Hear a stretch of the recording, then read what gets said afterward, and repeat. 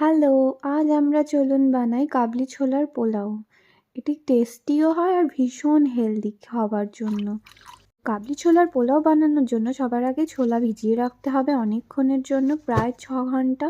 তারপরে সেই ছোলার আর অন্যদিকে বাসমতি চাল কিছুটা ভিজিয়ে রাখবেন 30 মিনিটের জন্য। তারপরে পেঁয়াজ স্লাইস করে কেটে নেবেন।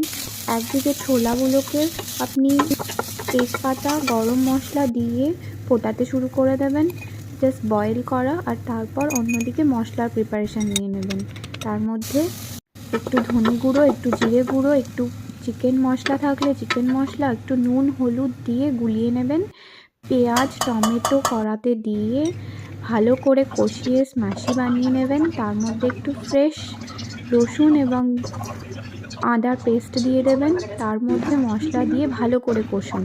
আর আমরা বাঙালি, আলু তো আমাদের চাই, তো আলু দিয়ে পুরো মশলাটাকে ছোলা শুদ্ধ কষিয়ে বাসমতি চালটাকে দিয়ে ওটাকে ভালো করে কষিয়ে পরিমাণ মতন জল দিয়ে ঢাকা দিয়ে দেবেন।